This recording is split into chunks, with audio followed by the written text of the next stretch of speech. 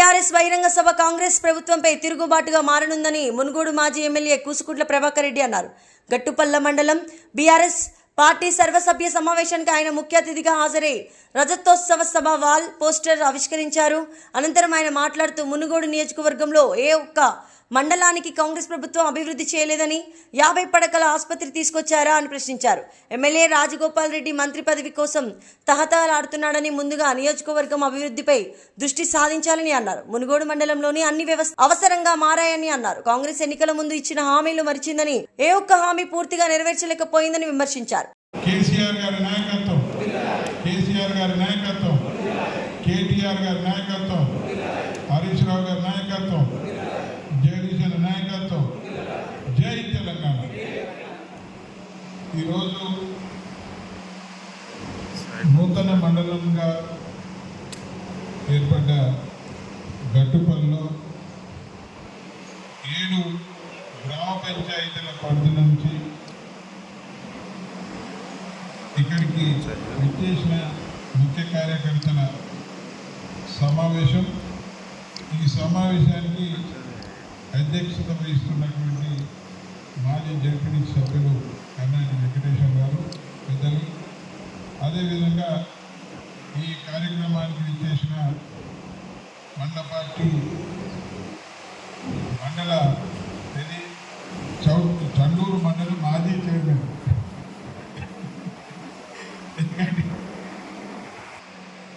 పేరు పేరున అందరికీ శుభాకాంక్షలు తెలియజేస్తా ఉన్నాను. ఈ మండల ఏర్పాటుకు ఎన్ని ఇబ్బందులు ఏర్పడ్డాయో మీ అందరికీ తెలుసు. పనికొచ్చినోడు, పనికి మాలినోడు వారి మీద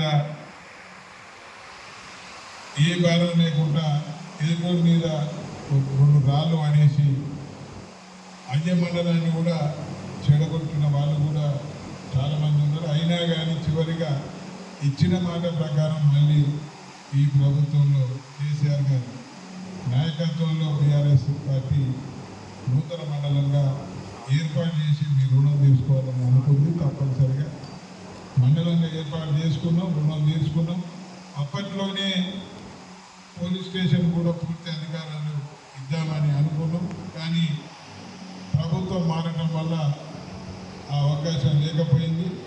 వచ్చిన వాళ్ళు చాలా గొప్పలు చెప్పారు, ఎన్నికల ముందు చాలా వాగ్దానాలు చేశారు. కానీ కనీసం చిన్న సమస్య పోలీస్ స్టేషన్కు అధికారాలు ఇవ్వకుండా మళ్ళీ పోలీస్ స్టేషన్లో ఏదైనా ఎఫ్ఐఆర్ ఏదైనా ఉన్నాయంటే మళ్ళీ వెల్మకన్యలో మున్గోడు పోవాల్సి వస్తుంది.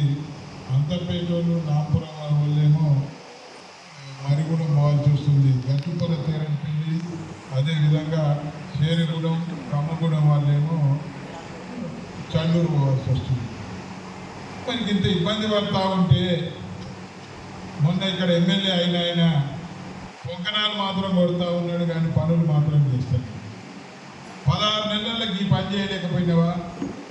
ఇది ఆర్థిక సమస్యతోటి సంబంధం లేదు కదా. ఒక్క పవర్ వాళ్ళకి ఇస్తే, ఒక జీవో తీస్తే వాళ్ళ పరిధిలో వాళ్ళు పని చేసుకునేవారు. ఇక్కడ ఎస్ఐ ఉన్నాడు, ఏం చెప్పాలో నాకైతే అర్థమైతే లేదు. కానీ హెడ్ కానిస్టేబుల్ కన్నా తక్కువ, కానిస్టేబుల్ కన్నా ఎక్కువ. ఘోరం, ఏం చేస్తుండో అర్థమైతే లేదు. తానే అంటే తన్నాను. ఈ పోలీస్ స్టేషన్లు మాత్రం ఈ నియోజకవర్గంలో మొత్తంగా ఎటు తయారైనాయి అంటే కాంగ్రెస్ ఆఫీసు లాగా తయారైంది.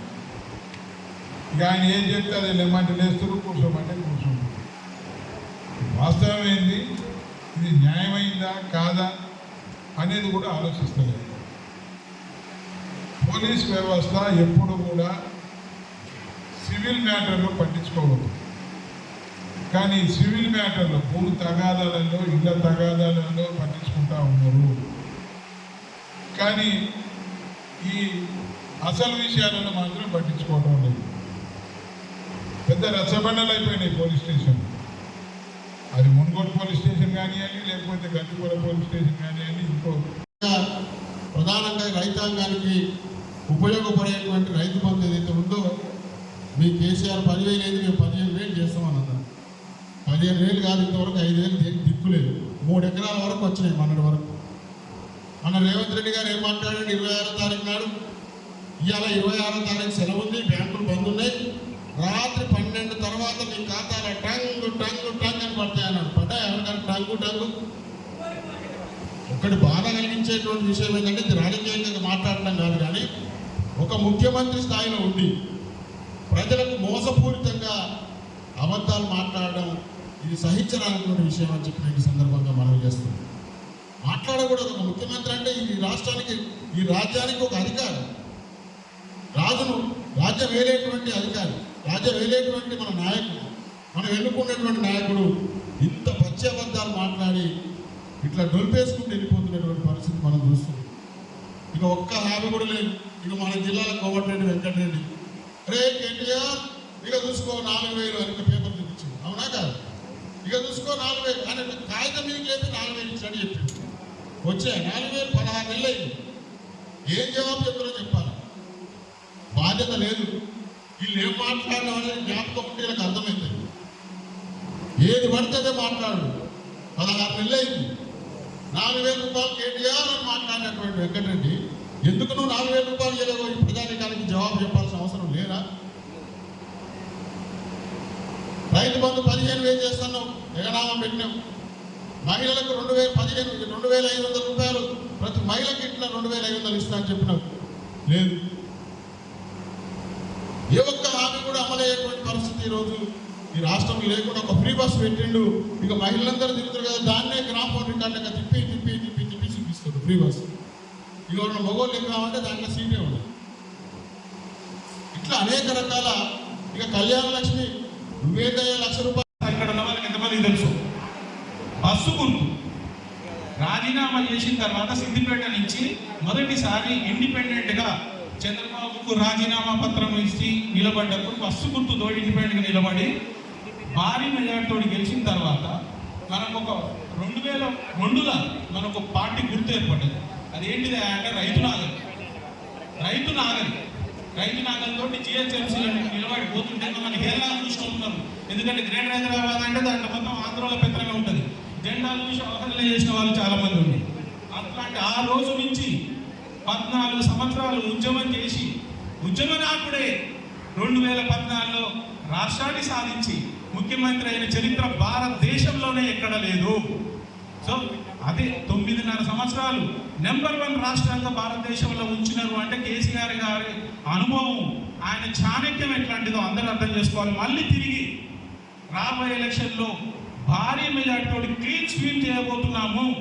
ఎట్లాంటి డౌట్ లేదు. ఇట్లా అందరూ ధైర్యంగా ఉండండి, కొట్లాడదాము. కాంగ్రెస్ వాళ్ళు కాదు, కాంగ్రెస్ వాళ్ళే భయపడుతున్నారు. ఇప్పుడు కార్యకర్తలు ఏం చెప్పుకోవాలి, ఏ స్కీమ్ ఇవ్వలేకపోతున్నాం. భయపడాల్సింది వాళ్ళు, మనం కాదు.